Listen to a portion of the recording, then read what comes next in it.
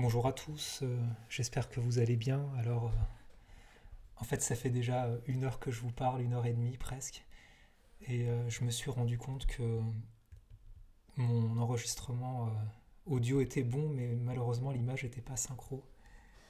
Et voilà, donc il faut recommencer. C'est pas très grave. Le cours sera, je l'espère meilleur. Je pourrais toujours dire qu'il était mieux avant comme ça. Voilà, donc ok, quelques informations générales. Alors, euh, j'avais annoncé euh, que nous allions mettre en place des streamings pour faire des cours en direct avec un système de chat en ligne. Alors, j'ai dû abandonner l'idée parce qu'après quelques tests, j'ai pas les moyens techniques de le faire bien, donc j'ai pas assez de bande passante. J'ai un micro qui est pas trop pour la voix, plus pour des instruments, donc c'est pas génial. J'espère que vous m'entendez bien quand même. On va mettre en place donc des systèmes de chat sur e-learning ou autre, avec des horaires de permanence pour répondre à vos questions, que ce soit des questions de cours, de TDTP. Donc ça, je reviendrai vers vous une fois que j'aurai décidé de la meilleure plateforme pour ça. Donc rassurez-vous, vous allez être informé là-dessus. Ok, donc quelques informations sur le déroulement des cours. Donc on ne sait pas combien de temps l'université va être bloquée comme ça. Donc l'idée pour l'instant, c'est de faire au mieux, c'est d'essayer de ne pas interrompre les cours. Je vais essayer donc de publier à peu près une vidéo de cours par semaine qui va durer entre 1 heure et 1 heure et demie. Je pense que c'est à peu près le temps d'une séance de 2 heures en amphi, avec le temps de l'installation, le temps de la pause que vous connaissez, voilà, qu'on connaît tous très bien, qui dure 5 minutes, mais en fait plutôt 10.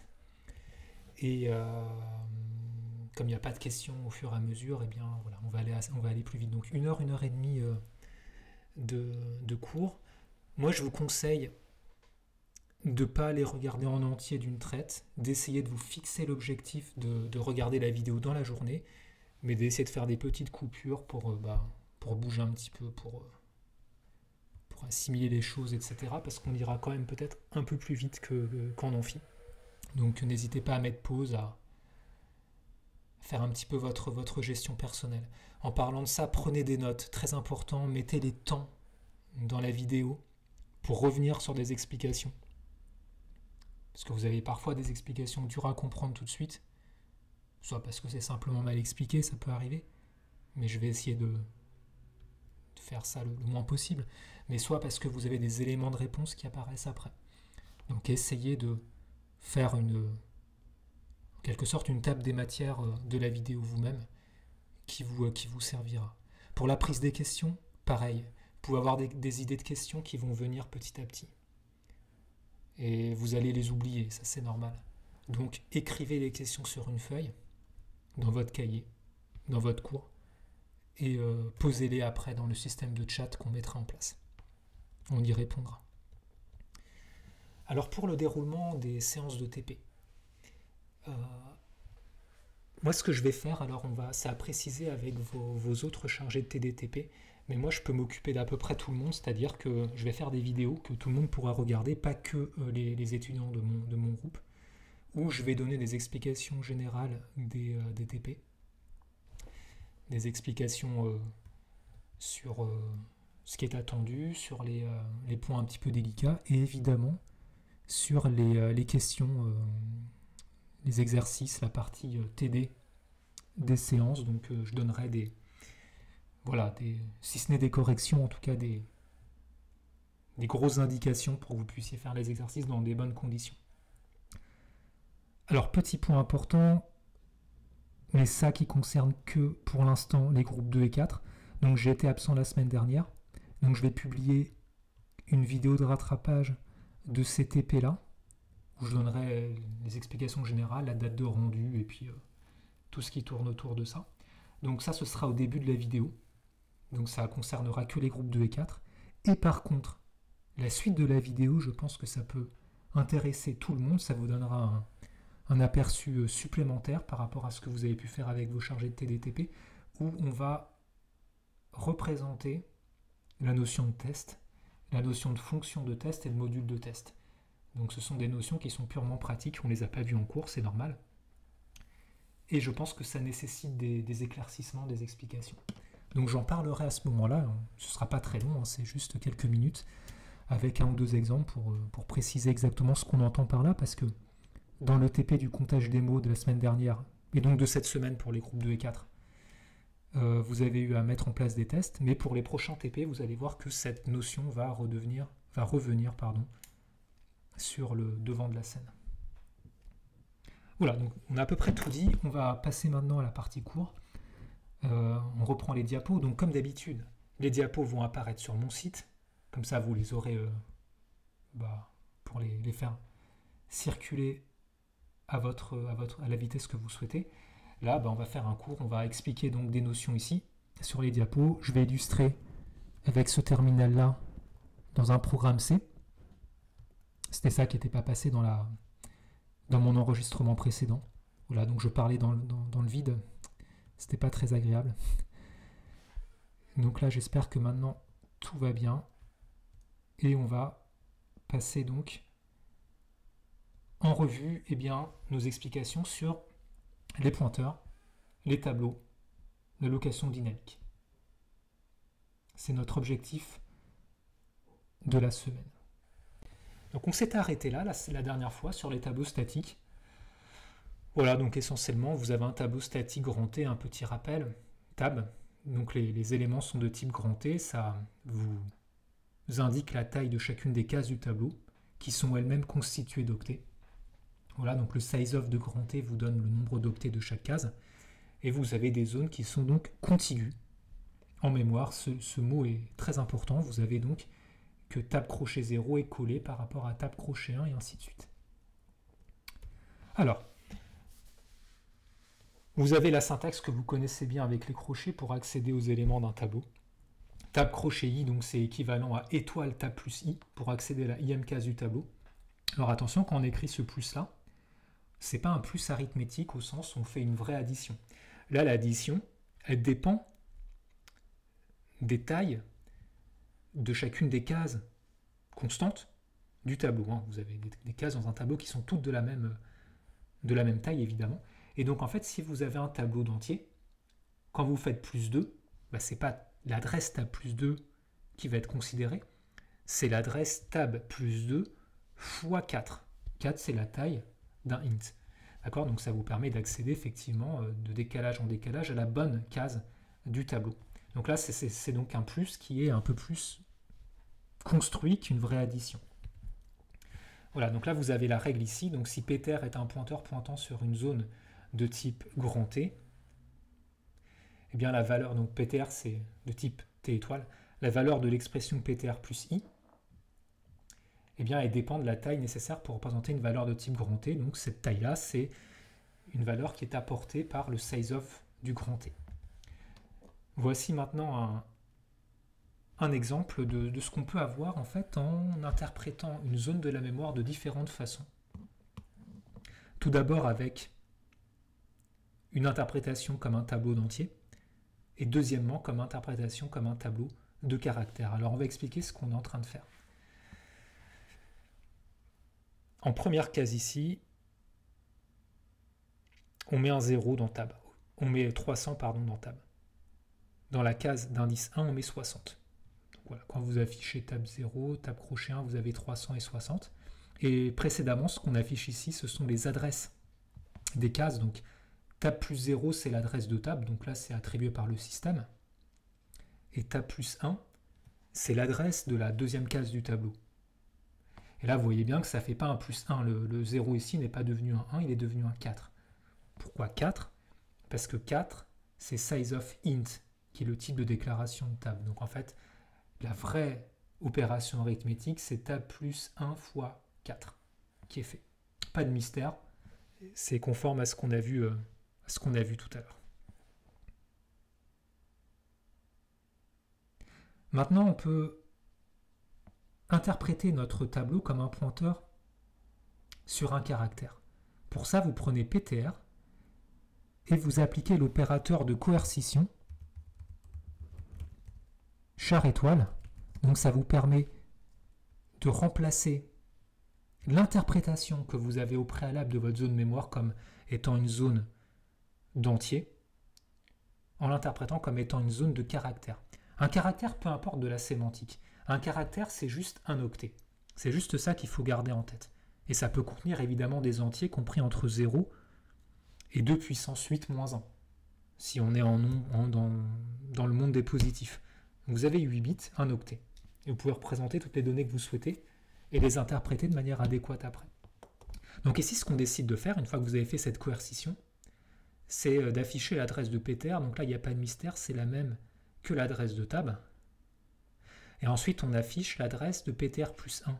Mais ici, le plus 1, ça coïncide avec le plus 1 arithmétique parce que c'est plus 1 fois size of char égale à 1, donc plus 1 fois 1. Donc vous obtenez bien 1 ici. Le 0 passe à 1 et tous les autres chiffres hexadécimaux restent identiques. Et là, il y a un comportement intéressant. On affiche PTR de 0 et on obtient 44. Et on affiche PTR de 1, on obtient 1. Et maintenant, le jeu, ça consiste à savoir, mais d'où sortent ces nouvelles valeurs-là, 44 et 1. Je ne vais pas donner la réponse tout de suite, mais vous avez fait quelques exercices en TDTP sur le Little Endian qui doivent pas mal vous renseigner sur la question. Vous avez en fait ici une case de votre tableau tab. Donc ça c'est tab crochet 0, ça c'est tab crochet 1. Dans cette case-là, vous avez la valeur 300 qui est dispatchée en 4 octets. On est en Little Endian. Ça veut donc dire que l'octet de poids faible l'octet de poids faible de 300 est placé à l'octet d'adresse la plus faible dans tab crochet de 0. C'est ça qui caractérise le Little Endian et les autres octets sont rangés dans l'ordre naturel. Et donc, quand vous voulez afficher PTR 0, c'est cet octet-là que vous allez afficher, l'octet le plus faible, et ça doit vous sortir 44. Et ensuite, cet octet-là doit vous faire sortir 1. Et il faut donc essayer de trouver pourquoi. Donc, essayez de deviner. Si vous avez des doutes, vous me poserez les questions et j'y répondrai.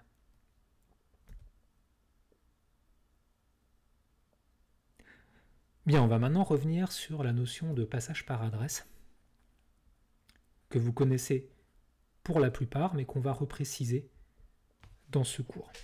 Alors, vous savez tous que quand vous appelez une fonction, eh bien, ce qui se passe, c'est qu'on travaille sur une copie de la valeur de l'argument que vous transmettez à la fonction lors de son appel.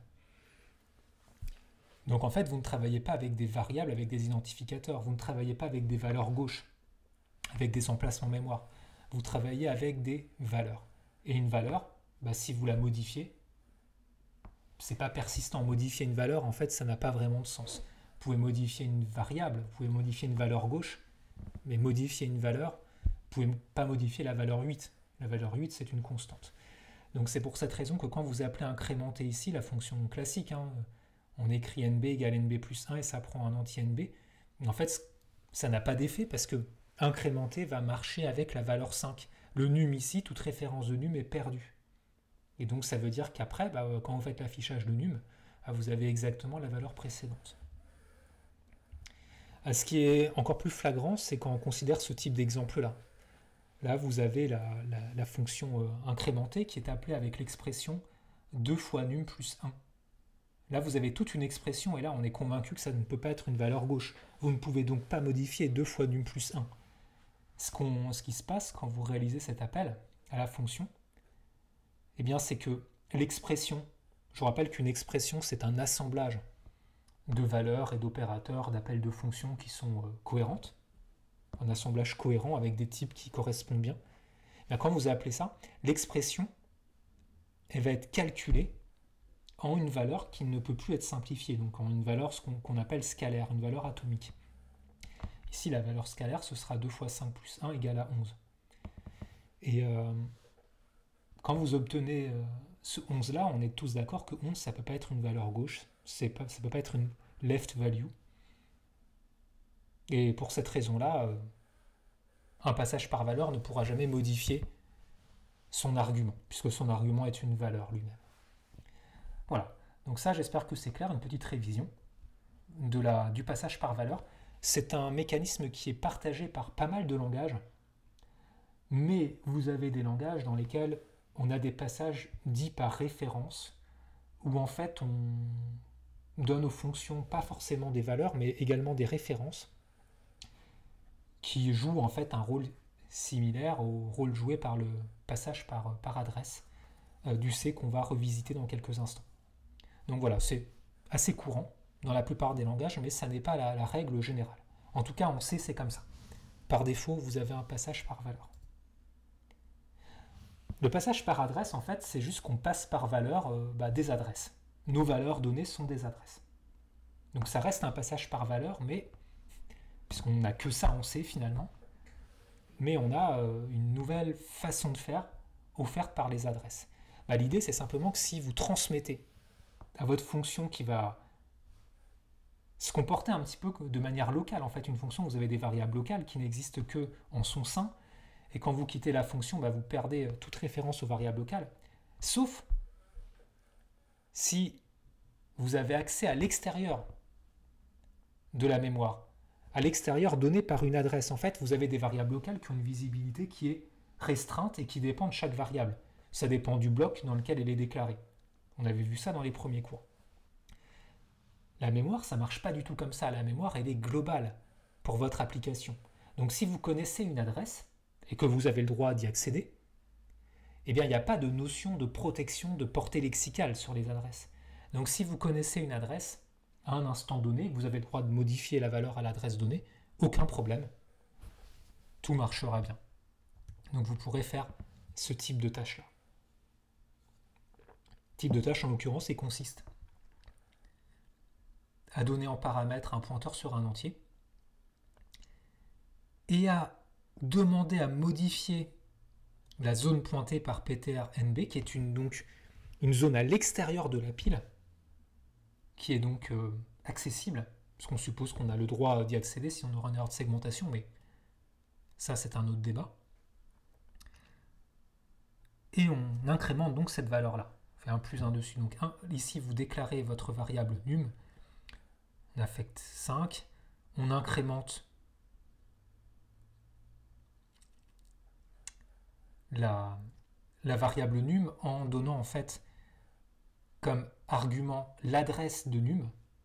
Donc une fois qu'on connaît l'adresse, vous avez accès à toutes les opérations dessus, en particulier la déréférenciation pour accéder à la valeur donnée en lecture ou en écriture, ici en écriture et là en lecture.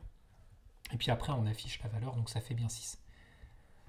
Voilà, donc le passage par adresse c'est ça.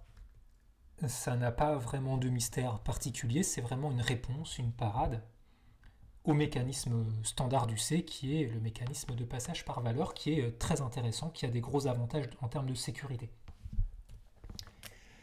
Donc maintenant, on va voir qu'on peut, et ça doit être nouveau, je pense, pour vous, réaliser divers types de passages par adresse en utilisant ce qu'on appelle le qualificateur const. On peut réaliser des protections. La règle, c'est la suivante. Dans certains cas, une observation, un passage par adresse n'est pas voué à modifier la valeur située à l'adresse donnée. L'exemple standard, c'est quand vous manipulez des tableaux ou des chaînes de caractères de manière similaire. Ici, vous avez la fonction étoile qui prend une chaîne de caractères et un caractère et qui va vous afficher caractère par caractère votre chaîne, sauf ces caractères qui sont égaux à C, et ça va mettre des étoiles à la place. Voilà, donc c'est ça l'idée. Là, vous pouvez observer que vous faites que des lectures dans chaîne, jamais d'écriture. Donc en fait, votre passage par adresse ici, c'est pas un passage par adresse comme on avait tout à l'heure pour faire des modifications. C'est un passage par adresse pour faire une lecture dans un tableau, parce que les tableaux sont des adresses, donc on n'a pas le choix en C. On doit faire un passage par adresse pour cette raison-là. Et on souhaite augmenter un peu la valeur de notre code pour spécifier que, on ne va pas modifier notre chaîne. On veut donc la protéger de toute modification. Pour cette raison, vous mettez un const devant ici. const char étoile chaîne. Et ça vous permet de protéger la chaîne de toute modification. Donc voici ce qui se passe si vous souhaitez quand même la modifier. Donc voilà, là vous avez la règle. Const t étoile id, ça déclare un paramètre id, pointeur sur une zone de type t, donc id de type t étoile, pas de problème, dont le contenu est protégé en écriture. Donc là, l'exemple standard, c'est celui-ci, hein. Exemple 1, là, vous déclarez un paramètre x, pointeur sur entier, et on cherche à modifier la valeur pointée par x. Et là, vous avez une erreur sanctionnée directement par le compilateur. Donc ça veut dire que là, vous ne pouvez même pas compiler ce code-là. C'est très intéressant, vous avez une restriction qui vous est portée. Ça, c'est important. Je vous rappelle, on avait expliqué dans les premiers cours que dans la plupart des avancées paradigmiques dans les langages de programmation, ce qui se passe, c'est qu'en fait, on se restreint, on peut augmenter les possibilités, mais très souvent, on restreint notre liberté, c'est-à-dire on est de plus en plus confiné à écrire des choses de façon plus en plus restrictive pour en fait avoir comme gain final de pouvoir introduire le moins possible d'erreurs au final dans notre programme. Donc en fait, votre const, il vous apporte une interdiction qui vous permet d'avoir ce type de comportement-là. C'est un peu comme les types en fait. Les types, d'un point de vue théorique, c'est pas forcément flagrant, c'est pas forcément utile en soi. Les types du C, c'est pratique, ça vous permet de penser les objets proprement, etc. Je ne vais pas vous convaincre, évidemment, mais ça vous apporte surtout des contraintes. Parce que si vous ne respectez pas les types, ça ne compile pas. Et justement, c'est ça l'intérêt, c'est que en ajoutant ces contraintes, vous allez avoir du code qui aura plus de chances de marcher. Vous n'avez pas à vous demander la question, ma zone mémoire, est-ce qu'elle est de type serpent? Est-ce qu'elle est de type direction? Est-ce qu'elle est de type joueur? Non, c'est le compilateur qui va vérifier ça à la compilation. Et donc si une erreur a lieu, vous en êtes averti directement, sans même avoir à rentrer dans un cas de figure problématique lors de l'exécution. Donc c'est ce qu'on appelle les erreurs détectées statiquement. Et ça, c'est évidemment, en tant que développeur, c'est une mine d'or, hein, parce que vous avez directement les erreurs qui apparaissent, qui se précipitent à la compilation, directement. Et donc on peut y répondre très facilement. Alors, ok, vous avez cette impossibilité-là qui vous protège votre pointeur de toute écriture, mais en fait, ça ne protège pas la zone mémoire, ça protège le pointeur. Je vais vous expliquer pourquoi. En fait, vous pouvez, malgré le fait de positionner un const sur int étoile x, on peut contourner notre interdiction en transitant par un pointeur TMP qu'on fait pointer sur x pour modifier la zone pointée par x. Voilà, donc ça c'est autorisé, ça compile, et ça vous change effectivement la valeur de la zone pointée par x. Donc ce qu'il faut retenir, c'est que le const, c'est pas une interdiction absolue, ça vous interdit de changer la valeur d'un pointeur, mais pas la valeur dans la zone mémoire pointée.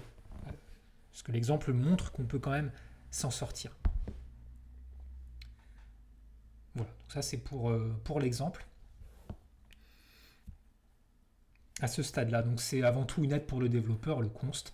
Il vous informe d'un comportement sain à adopter. Voilà, vous programmez à plusieurs, vous voyez un prototype que votre binôme vous a fourni, il y a des consts, vous dites OK. Ces pointeurs, c'est soit des pointeurs qui ne sont pas modifiés en termes de zone pointée, ou alors des tableaux qu'on va juste manipuler en lecture.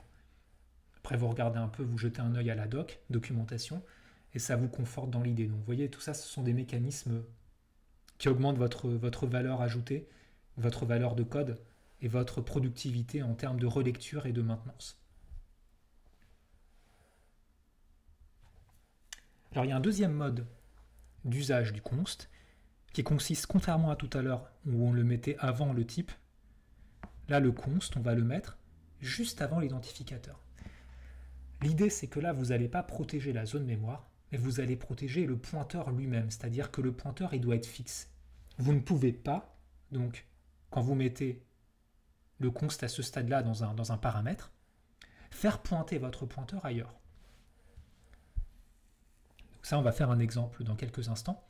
Et pour les plus perspicaces d'entre vous, évidemment, vous pouvez mélanger les deux notions et mettre des constes partout pour avoir une double protection en termes d'écriture sur la zone et en termes d'écriture du pointeur. Donc voici un exemple. Là, vous avez donc les 4 cas de figure, de possibilités x 2. Donc aucune protection pour A, une protection pour B en termes de zone mémoire, une protection pour C en termes de pointeur et une double protection pour D. Donc voilà, pour petit a, tout est autorisé. Vous pouvez faire pointer A autre part et vous pouvez changer la valeur pointée par A. Pour B, vous pouvez faire pointer B ailleurs, mais vous ne pouvez pas changer la valeur pointée. Pour C, vous avez interdiction à cause de cette déclaration-là, qui est celle qu'on vient d'introduire, de faire pointer C ailleurs, mais vous pouvez quand même changer la valeur pointée par C. Et pour D, eh bien, tout est interdit. Alors encore une fois, attention, ces interdictions sont relatives, vous pouvez toujours les outrepasser, un peu comme on a vu tout à l'heure.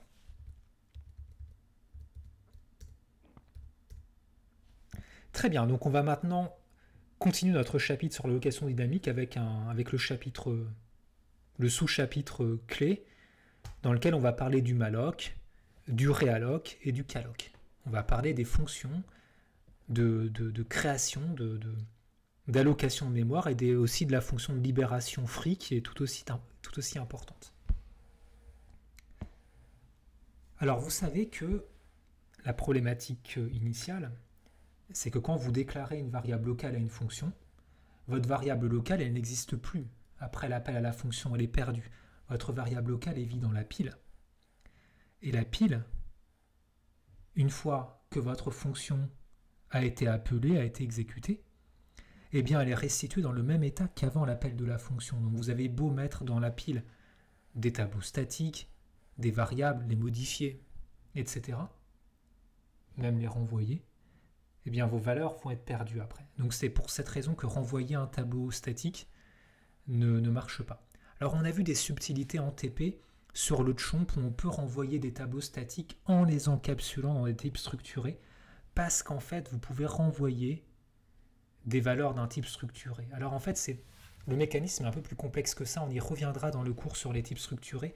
En fait ce que vous renvoyez dans ce cas-là, c'est un type structuré qui va être recopié lors de son affectation quand vous le recueillez après l'appel.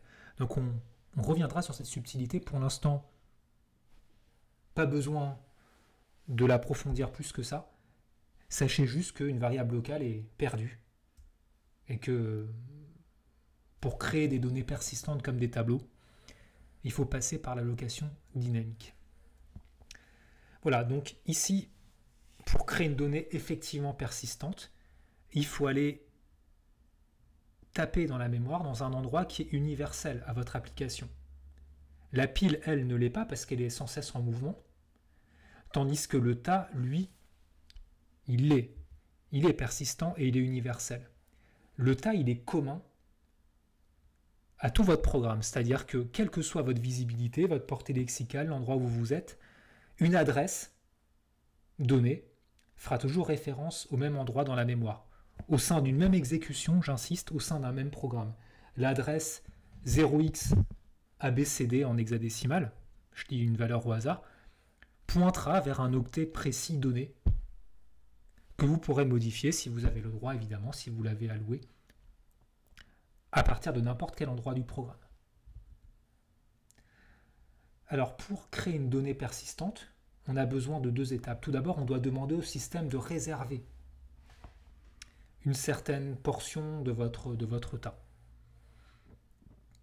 On a besoin de demander au système, savoir s'il y a suffisamment de RAM, suffisamment de mémoire et surtout de vérifier que la zone qu'il va vous proposer pour l'allocation est contiguë. Ça c'est très important parce que je vous rappelle que les tableaux sont des zones contiguës et dans une grande proportion des cas, quand on fera des allocations, c'est pour représenter des tableaux justement. Donc on a vraiment besoin d'algorithmes assez fins qui vont détecter si on a un bloc de mémoire contiguë suffisamment grand, qui soit vacant, qui soit libre.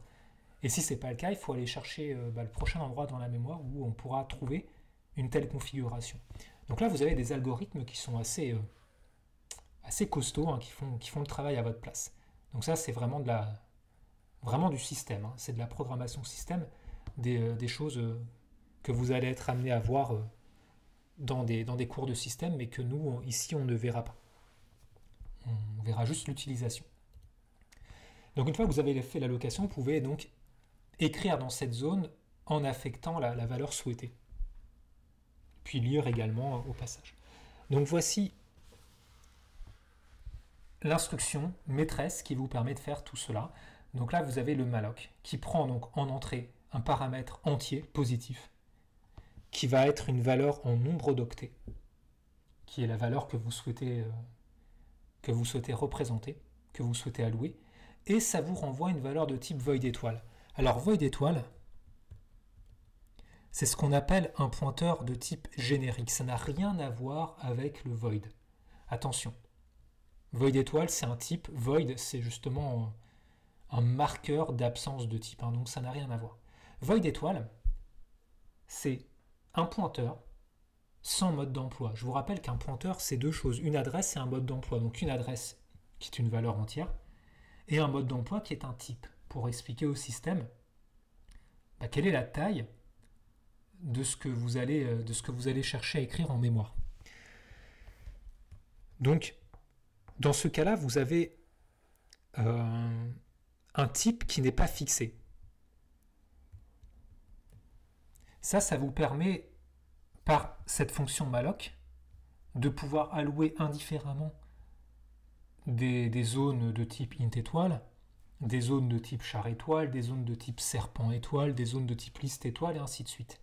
Ça vous permet d'avoir une seule fonction malloc pour marcher en fait avec tous les types possibles, et même ceux qui n'ont pas encore été déclarés et qui n'existent pas pour l'instant et qui existeront plus tard. Donc c'est ce qu'on appelle une fonction générique. Sinon il faudrait un malloc pour chaque type, un malloc int, un malloc char, un malloc serpent que vous devriez reprogrammer vous-même, et ainsi de suite. Donc ça, c'est pas possible. Donc c'est pour cette raison qu'on a ici un espèce de demi-pointeur, on appelle ça plutôt un pointeur générique, qui ne contient qu'une adresse, mais qui suffit pour nos usages. On va voir comment.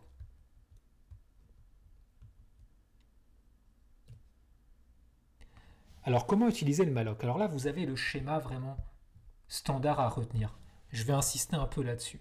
Vous avez un pointeur grand T de type T étoile. Il s'appelle PTR. Grand T est un type, PTR le nom, et on doit écrire PTR égale. Vous reproduisez exactement le type par l'opérateur de coercition. Je vous rappelle que le malloc vous renvoie un void étoile. Donc là, vous le convertissez en le type réel. Malloc sizeof. Et là, vous mettez le type de votre pointeur avec une étoile de moins. Donc en l'occurrence, c'est T ici, fois N. Donc ici, le schéma, c'est ça, c'est le nom, égale coercition. Et à droite, vous avez le type, donc coercition en un type T. Et à droite, vous avez donc, à l'intérieur du malloc, le type avec une étoile de moins. Vous voyez le schéma, là vous avez T étoile et là vous avez T dans le malloc. Donc ça c'est très important, vraiment important de mettre ça en place. Alors je vais expliquer dans quelques minutes pourquoi on a ce mécanisme là. Donc pour l'instant, juste pour expliquer rapidement la structure du malloc, donc T étoile c'est un opérateur de coercition, je vais expliquer justement à quoi il sert. Et ici donc vous avez sizeof grand T fois N pour dire qu'en fait vous souhaitez déclarer un segment de N cases, chacune de taille exacte pour contenir une valeur de type grand T. Donc vous allez écrire N cases, chacune de taille sizeof T. Voilà. Donc ça vous sert en fait, si vous voulez, vous pouvez voir ça comme un tableau. PTR va être un tableau de taille grand N dont les cases sont de type T. Donc mettons, là vous avez int tab Vous pouvez écrire ce genre de choses, on y reviendra tout à l'heure. Donc int étoile, si on respecte bien, malloc, size of int, j'enlève une étoile, fois 16 pour avoir un tableau de taille 16. Bien, maintenant, si vous regardez encore bien en bas à gauche, on va expliquer pourquoi on a besoin de ce genre de processus, de procédé. Les débutants disent qu'on peut écrire ça.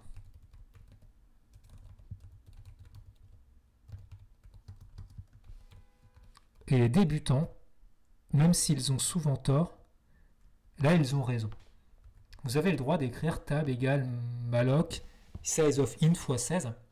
Ces deux instructions, ligne 10 et ligne 13,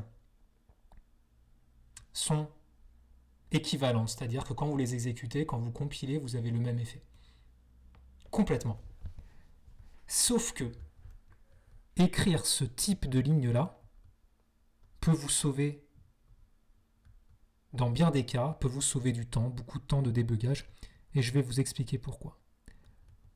Là, vous avez cette ligne 12 ici, qui est correcte. Mais on peut être amené, voilà, dans les méandres d'un projet complexe, où vous avez tout un tas de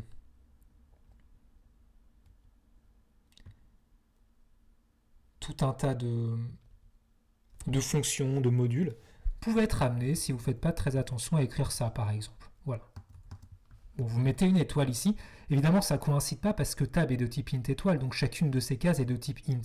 Et là, vous écrivez int étoile. Bon. Ben ça va compiler. Et ça va compiler sans aucun warning. Donc là, vous n'allez pas avoir d'erreur. Mais en fait, quand vous allez exécuter votre code, vous allez avoir de très très fortes chances que des erreurs apparaissent. Des erreurs de segmentation. Donc à l'exécution, c'est ce qu'on appelle des erreurs dynamiques. Et je vous expliquais en début du cours que les erreurs statiques qui sont capturées à la compilation sont bien plus faciles à gérer parce que vous n'avez pas besoin de faire du bêta testing de votre application, vous n'avez qu'à la compiler et voir une erreur. C'est quand même hautement préférable. Vous pouvez sauver beaucoup de temps, beaucoup d'argent et d'énergie surtout. Et là, ce type d'erreur-là, c'est une erreur qui est dynamique et viendra qu'à l'exécution. Le système, il va faire une action et il va voir qu'en fait, il va écrire n'importe où en mémoire et il va faire qu'il n'y ait rien qui marche. Alors que là, si vous utilisez ce schéma-là, dans la ligne 14, vous allez écrire ça ici, pour être cohérent. Int étoile étoile, je vous rappelle, coercition en un type T, et là, vous avez une étoile de moins ici. D'accord, donc là, ça respecte bien cette structure. Sauf que, là, vous allez demander de faire une coercition en int étoile étoile. Mais ça, c'est pas le type de tab, qui est de type juste int étoile. Et là, le système le voit. Et il vous sanctionne à la compilation. Et donc là, vous avez du gain de temps, etc. Pire encore, en fait, on peut considérer ce genre d'exemple aussi. Vous avez un type structuré, grand X, avec des choses dedans, peu importe. Vous avez un deuxième type structuré qui s'appelle Y. Je vous déconseille d'appeler des types comme ça. C'est juste pour l'exemple. Et là, vous voulez avoir un tableau tab d'éléments de type grand X. Pourquoi pas? Et là, vous êtes dans votre projet, il est tard, vous ne savez plus trop où vous en êtes, mais vous avez quand même envie de finir votre fonction. Et vous commencez à écrire des choses comme ça. Puisque vous êtes un débutant, vous oubliez la coercition. Mais bon, vous n'êtes plus trop débutant, donc je ne compte pas trop sur vous là-dessus si vous écoutez bien ce cours. Mais vous écrivez ça, par exemple, size of, et là, vous vous emmêlez un peu les pinceaux. Ça arrive même quand on n'est plus débutant. Vous écrivez Y à la place, et là, vous avez un tableau de taille 256 nécessaire. Mais ça va compiler encore une fois, parce que le système, pour lui, ça, c'est une valeur entière. Size of Y fois 256, ça matche bien le type, ça correspond bien ici. C'est un entier positif. Donc pour lui, il n'y a pas de problème. Mais vous allez exécuter ça, vous allez avoir une erreur de segmentation et vous vous couchez à 3 heures du matin. Alors qu'en fait, il aurait juste suffi d'ajouter Y étoile pour faire apparaître une erreur de compilation. Et là, vous dites OK et vous la corrigez en vous disant, bah, en fait, il suffisait juste de mettre un X ici. Et là, c'est bon, tout va bien à ce stade-là. D'accord, donc, j'espère que ça va pour tout le monde. Il y a beaucoup de gourous du C qui vous disent que la coercition ici est inutile, bah, ne les écoutez pas. La coercition est utile pour gagner en productivité.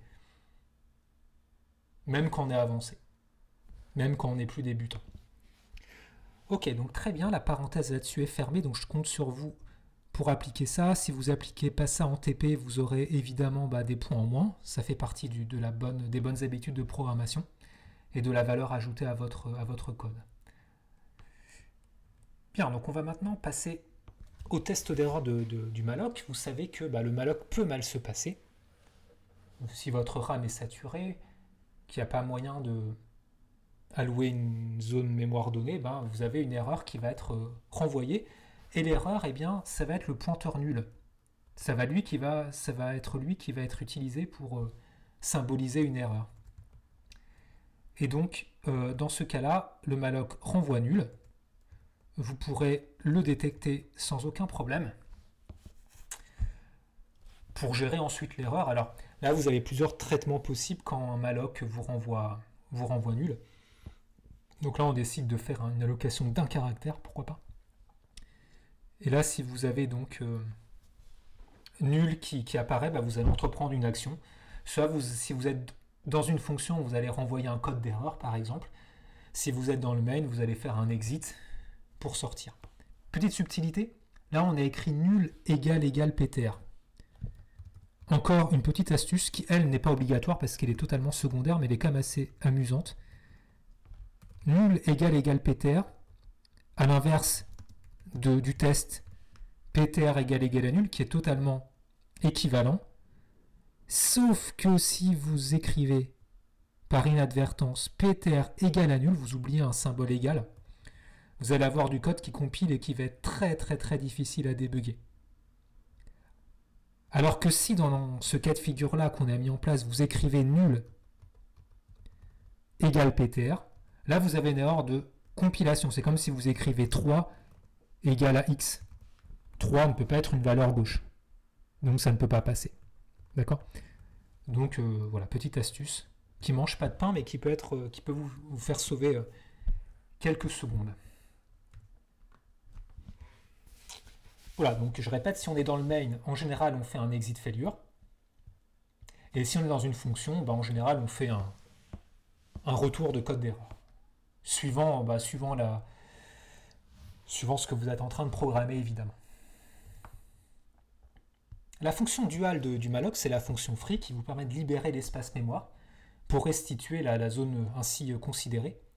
Donc demandez-vous toujours, à partir de maintenant, quand vous faites un malloc, est-ce que vous allez libérer la mémoire plus tard? Alors je reviendrai sur ces notions-là dans quelques instants. Pour l'instant, comment utiliser le free? Vous mettez votre pointeur à l'intérieur et vous faites free du pointeur et ça va vous libérer l'espace mémoire alloué. Il y a une convention qui stipule de mettre ptr à nul après. Eh bien ça n'est pas du tout obligatoire. C'est une convention pour perdre la référence de ptr sur la zone mémoire vers laquelle il pointait. Ça vous permet d'éviter des erreurs, mais ce n'est pas indispensable. Donc c'est à vous de voir si vous souhaitez le faire ou pas. Là, je vous laisse libre de choisir. Donc voici ici un exemple. Là, vous avez un tableau de 15 valeurs de type short. Voilà, puis on décide de le libérer à ce stade-là. Alors, les fuites mémoire. Quand vous faites un malloc, comme je l'ai expliqué, il faut vous demander si votre zone mémoire est utile à garder. Si elle n'est pas utile à conserver, il faut la libérer. Ça, c'est très important. Il faut faire un free. Je vous donne un exemple tout simple. Vous êtes dans une fonction qui fait un calcul avec un tableau de manière intermédiaire. Mettons, elle lit des notes dans un fichier. Elle les stocke dans un tableau dynamique. Elle calcule la moyenne des notes et ça vous renvoie la moyenne ensuite.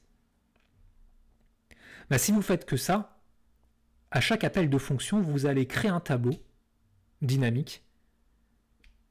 Et ce tableau-là, il sera toujours dans la mémoire à chaque fois. Donc vous aurez toujours un nouveau tableau. Si vous appelez la fonction 200 fois, vous allez avoir 200 tableaux qui vont rester en mémoire et qui vont même être perdus en termes de référence à la limite. En tout cas, vous avez une fuite mémoire. Ce serait exactement ce qu'on appelle une fuite mémoire, le calcul de la moyenne. Une fois que vous avez obtenu votre moyenne, n'est plus dépendant du tableau. Donc il faut impérativement effacer le tableau. Donc c'est pour cette raison-là qu'il faudra faire un free de votre tableau une fois la moyenne calculée et juste avant de sortir de la fonction. Deuxième remarque. On pense parfois qu'il faut réaliser des libérations de mémoire avant de quitter un exécutable. Donc on a une application complexe, comme celle qu'on peut voir en TP par exemple. Vous faites des allocations dedans, très bien, tout marche bien. Et vous souhaitez quitter l'application parce que l'utilisateur appuie sur échappe et on veut quitter. Voilà. Et la question c'est, est-ce qu'on doit faire des free de toutes les données avant de quitter? La réponse c'est non, absolument pas. Parce que c'est le système lui-même, votre système d'exploitation, qui va se charger de faire des allocations pour finalement tuer le processus proprement et faire en sorte que même s'il utilisait 8 Go de RAM, 8 gigaoctets, eh bien, les 8 gigaoctets vont être restitués. Et là, vous n'avez rien besoin de faire.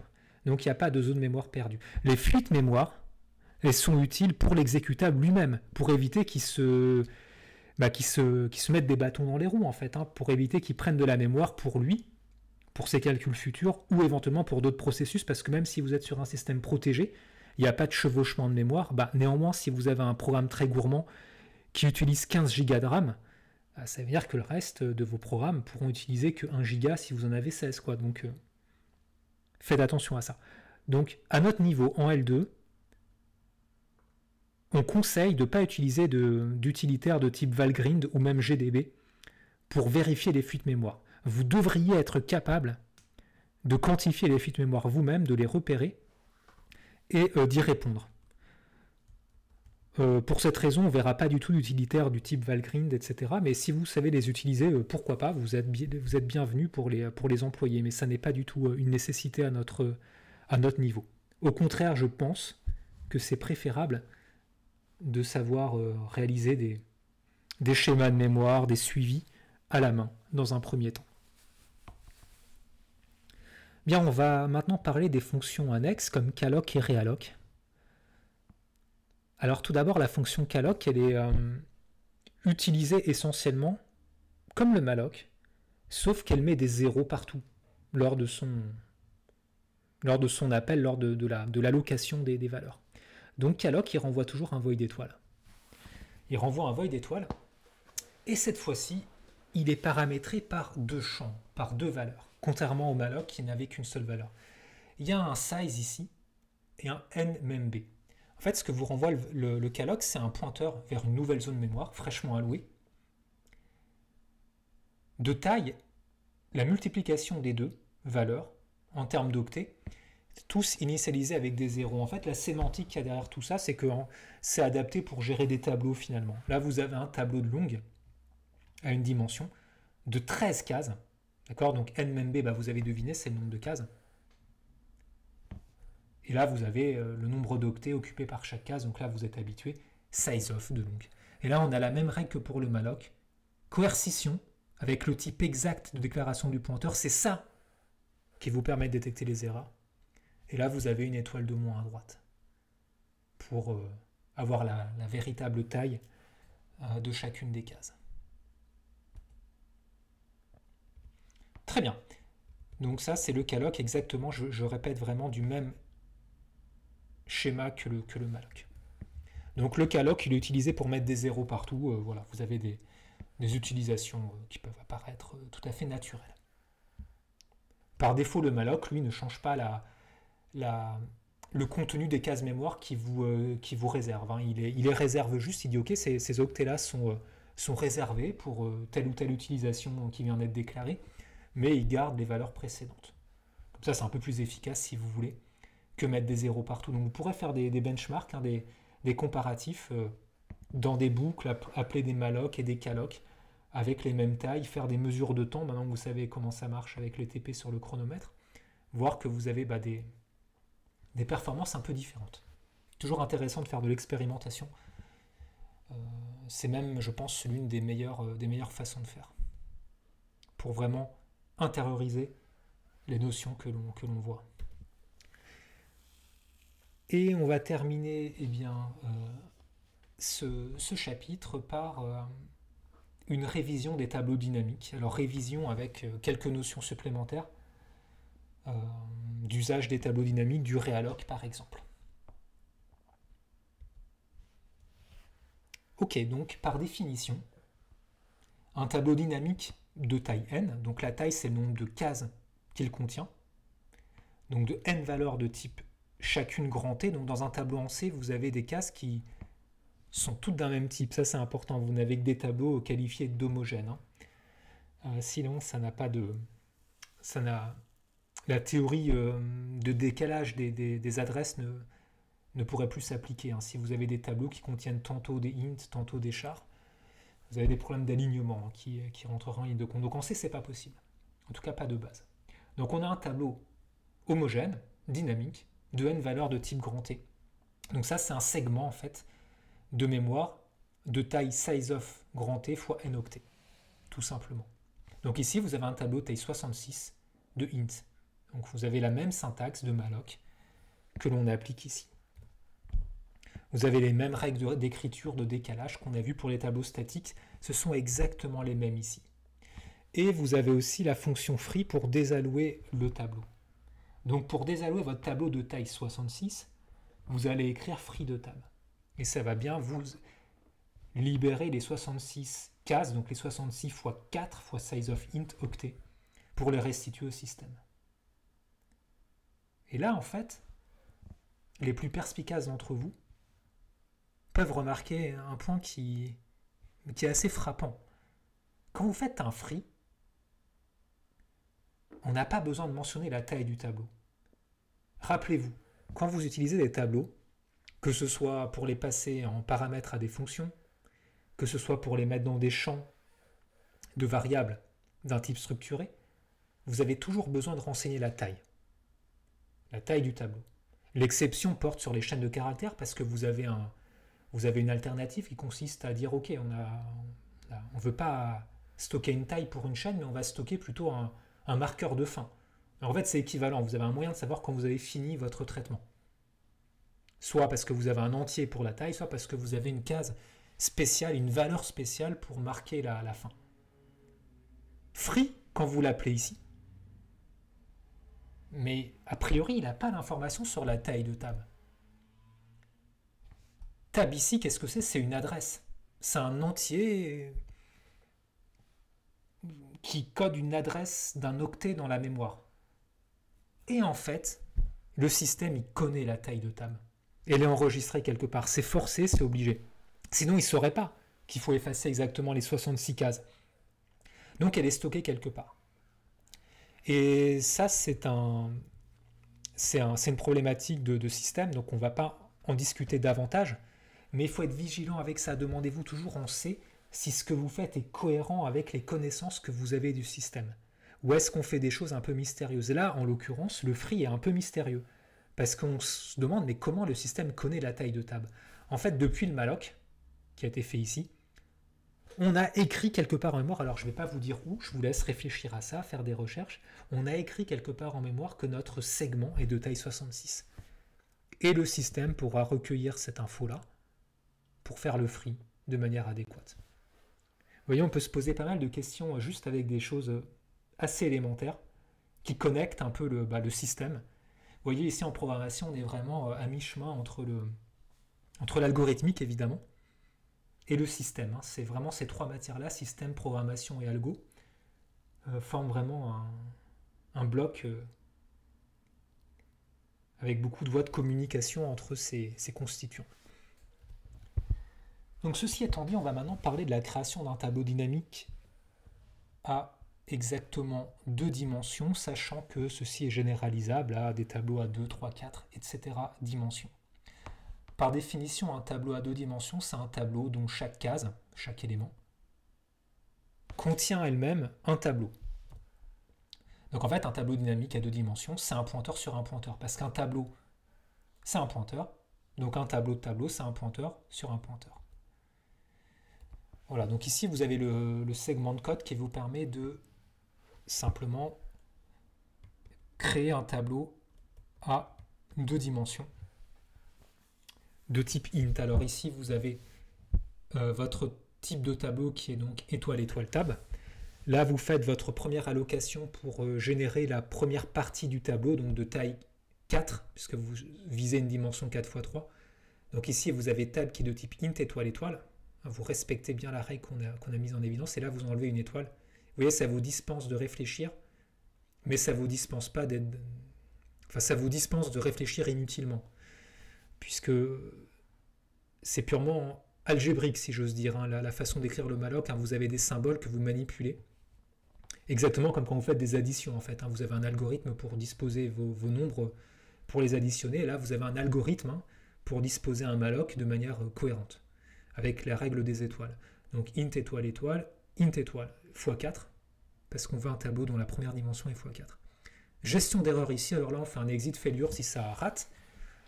C'est un peu brutal. Si on est dans le main, c'est OK. Si on est dans une fonction, on fera plutôt un return de nul, par exemple, hein, pour dire que on a une erreur, mais sans vouloir quitter l'application.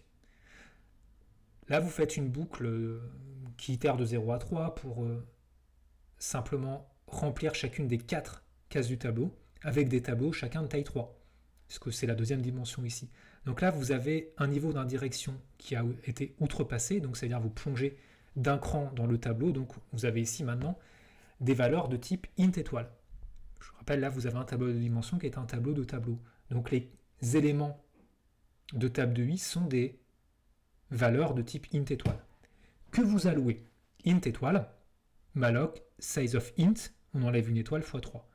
Donc, rappelez-vous, hein, quand vous mettez un crochet, vous faites une déréférenciation. C'est comme quand vous mettez une étoile devant. Je vous rappelle, on avait vu tout à l'heure, à gauche, ça va apparaître, table de i, c'est mettre étoile, donc déréférenciation de table avec plus i ici qui apparaît. Donc, vous mettez une étoile ici. Ça veut donc dire que le type de cette expression-là, c'est le type de table avec une étoile de moins. Donc, int étoile, ça correspond bien ici. Ok, donc vous faites l'allocation de votre sous-tableau. Test d'erreur, qui doit accompagner chaque malloc. Et de manière imbriquée, on fait une boucle pour mettre des zéros partout. On aurait pu mettre un calloc ici. C'est en guise d'exercice, à vous de changer ça pour améliorer un petit peu. Voilà, donc là vous avez un tableau initialisé avec des zéros de taille 4 x 3, 12 valeurs en tout de type int. Et si on fait l'exemple, là vous avez instruction par instruction les choses suivantes. Alors au début vous avez tab qui a été déclaré mais qui n'a pas été alloué, donc vous avez tab qui pointe vers une zone interdite en mémoire, donc on va mettre un X comme ça par convention. Ensuite vous faites le premier malloc, donc c'est-à-dire que tab va pointer vers une zone de 4 cases, chacune étant un pointeur pour l'instant indéfini. Donc on a ici des flèches, un peu comme au début, mais qui pointent vers X aussi, pour dire qu'on a des pointeurs pas réservés. Donc là vous avez réalisé la première instruction en fait uniquement là. Et là on va mettre en place la deuxième boucle. Et ça fait apparaître les parties orange ici. Vous avez ici les 4 petits tableaux, chacun de taille 3. Donc tab crochet 0, 0, 0, 1, 0, 2. Ça se lit comme ça. D'accord, là, 0, 1, 1, 0, 1, 1, 1, 2, et ainsi de suite. Hein. Vous avez la lecture qui se fait de gauche à droite de manière naturelle. Point important, dans les sous-tableaux orange, les données sont contiguës, c'est-à-dire que cette case-là possède une adresse immédiatement inférieure à celle-ci. D'accord? Donc, autrement dit, je peux aller d'une adresse à l'autre avec des incrémentations, avec les bons décalages d'adresse en adresse. Par contre, ce tableau orange qui est là, il n'est pas du tout obligatoirement contigu à ce tableau-là. Ils peuvent être à des endroits totalement différents en mémoire. Leurs adresses sont stockées. Vraiment, c'est exact de parler comme ça, faites attention. Leurs adresses sont stockées à des endroits contigus en mémoire. Tab crochet 0, c'est l'adresse du premier tableau. Tab crochet 1, c'est l'adresse du deuxième. Elles sont contiguës. mais les tableaux eux-mêmes sont à des endroits différents. C'est comme si sur votre bureau, vous avez dans votre répertoire deux adresses stockées l'une sur une ligne et la deuxième sur la ligne du dessous, mais vous avez peut-être une adresse à Paris et une autre à Brest, par exemple. Voilà. Donc, ça n'est pas du tout forcé d'être à côté. Donc ça, c'est valable pour les tableaux dynamiques. Pour les tableaux statiques, par contre, vous avez un comportement qui est plus continu. Donc ça, on n'y reviendra pas là-dessus, mais tableaux dynamiques à retenir. Vous avez vraiment des tableaux orange qui peuvent être loin les uns des autres. Mais ça ne provoque aucun problème d'accès aux éléments des tableaux. Alors je vous laisse clarifier ça. C'est un petit exercice. Pourquoi effectivement vous avez bien le droit d'écrire par exemple table de 2, crochet 1, quelle est l'adresse, comment on calcule cette adresse-là, connaissant l'adresse de table et les valeurs dans le tableau gris. Essayez un petit peu de jouer avec ça, éventuellement en faisant des printf pour 100p, pour afficher les adresses, voir un petit peu ce qui se passe, c'est un exercice qui peut être assez profitable. Bien, on va maintenant terminer cette partie par la destruction d'un tableau dynamique à 2 dimensions. Pas de difficulté majeure, il y a juste un piège à éviter.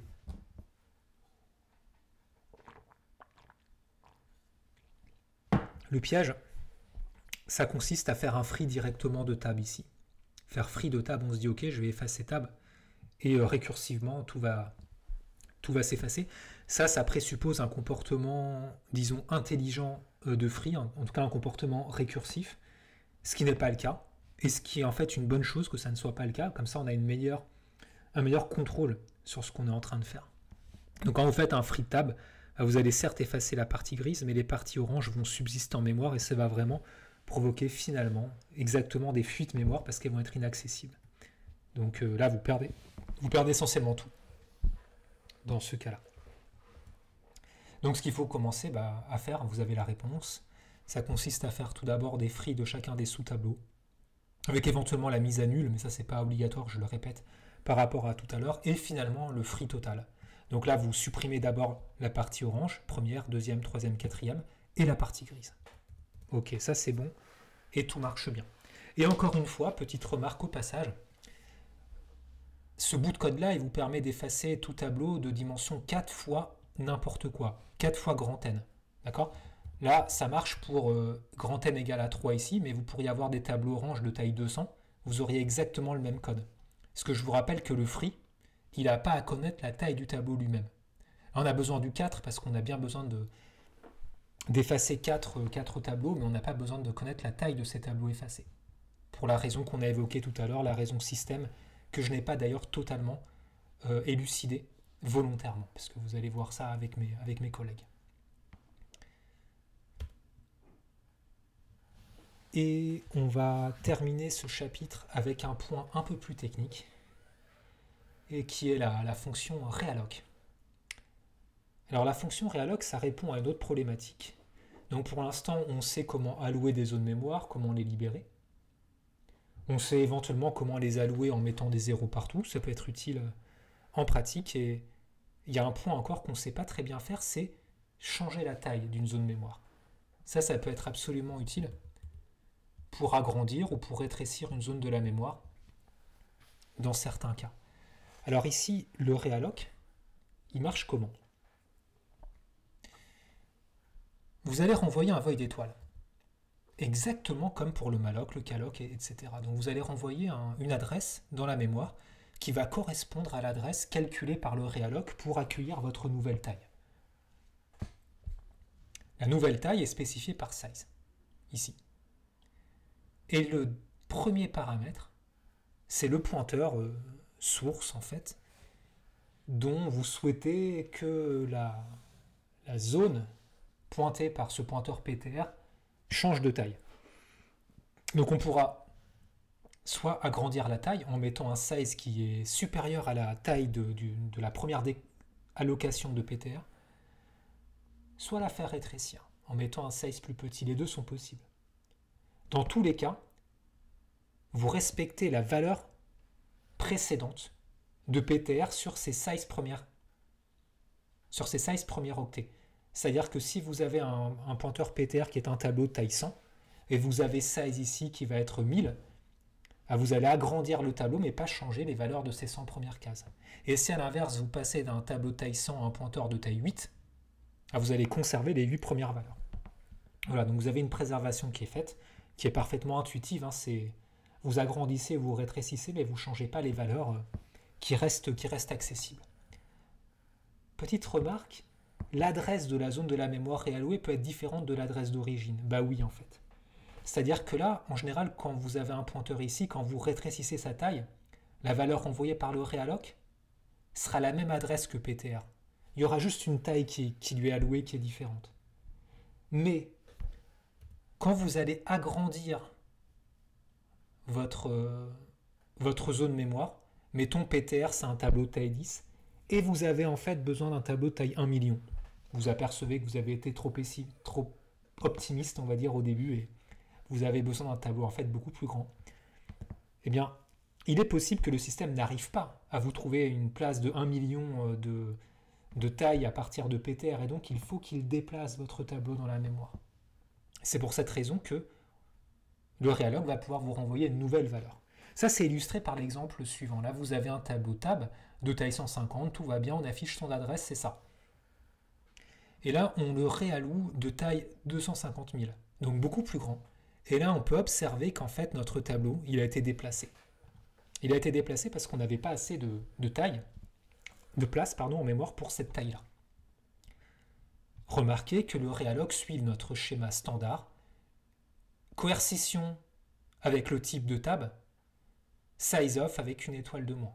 Retenez bien ça.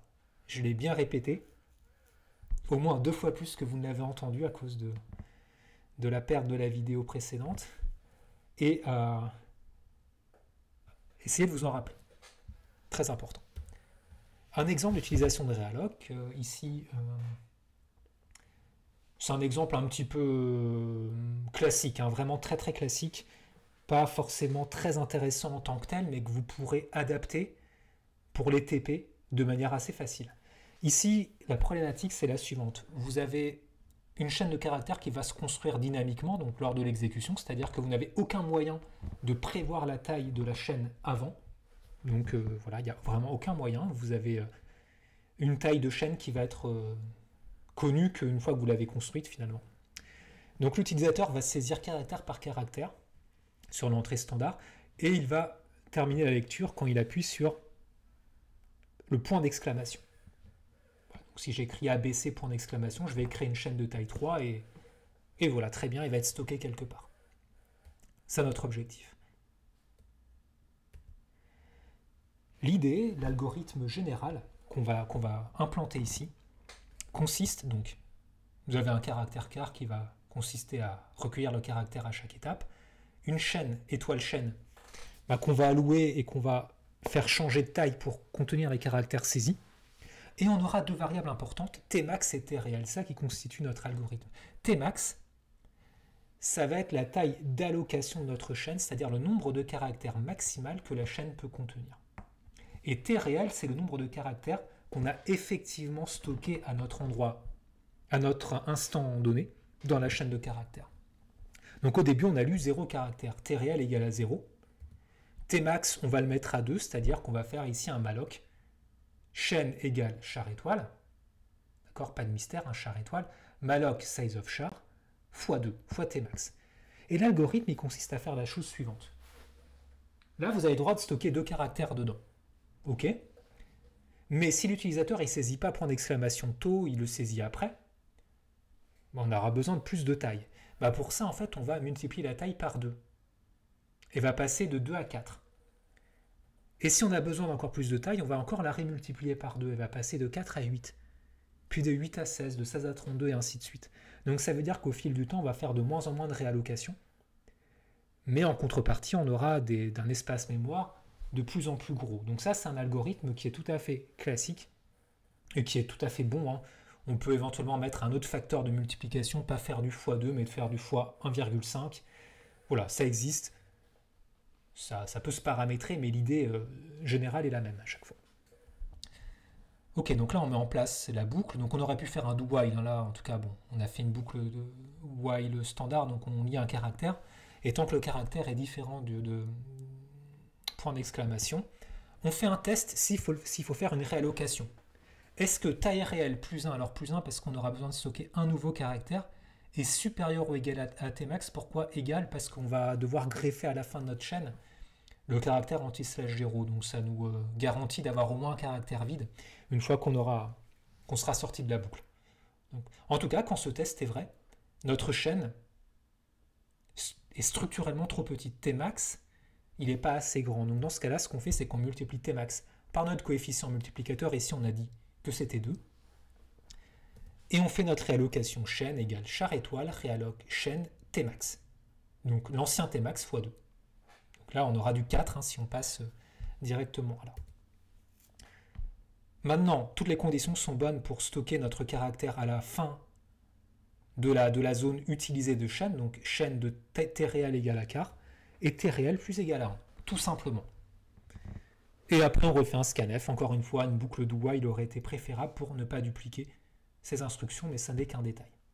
Donc une fois que vous avez fait ça, vous avez un algorithme qui va stocker des chaînes de caractères aussi grandes que vous souhaitez, enfin à condition d'avoir assez de mémoire, donc il aurait fallu ici faire un petit test pour voir si le realloc va bien, donc je vous laisse le mettre en place, il n'y a pas de difficulté majeure. Mais il y a une chose qu'on oublie souvent, alors déjà c'est de mettre l'anti/slash 0, tout à la fin, on a tout fait pour, donc là on le met, parce qu'on a une chaîne de caractères, donc autant respecter les conventions. Mais ce qu'on oublie souvent, c'est que de diminuer notre chaîne de caractères, mettons que j'ai besoin de lire 1030 caractères. Pour lire 1030, on va passer à un moment de 1023, 1024, et donc ça va multiplier ma taille par 2. On va donc passer de 1024 à 2048 en taille réelle, en taille max, pardon. La taille réelle est de 1030. 2048, c'est la puissance de 2 supérieure à 1030 la plus proche. Et c'est dommage de garder un tableau de taille 2048 alors qu'on a besoin d'à peine la moitié. Donc c'est pour cette raison qu'on fait un réalloc de diminution cette fois-ci. Donc on l'oublie souvent celui-là, mais le réalloc ne sert pas qu'aux augmentations, il sert aussi aux diminutions. Donc vous faites simplement chaîne égale char étoile réalloc de chaîne de t réel plus 1 pour avoir vraiment votre chaîne dans sa taille standard. Donc t réel plus 1, parce que vous avez l'anti/0. Mettons que là t réel soit égal à 3, ça veut dire que vous avez une 4 en fait cases dans votre chaîne, donc c'est bien cohérent avec ce qu'on a écrit ici. Puis on décide d'afficher la chaîne, pourquoi pas. Voilà, donc ça termine ce cours. J'espère que c'était suffisamment clair. Donc on va s'arrêter là, je pense que c'est déjà pas mal. Ça fait presque l'équivalent d'un... Je pense que ça fait vraiment l'équivalent même d'un cours de 2 heures. Donc travaillez bien, n'hésitez pas si vous avez des questions, revoyez les choses calmement. J'espère que c'était quand même assez agréable pour vous à écouter, à suivre en tout cas. Et je vous dis donc à très bientôt. Révisez bien, travaillez bien. Au revoir.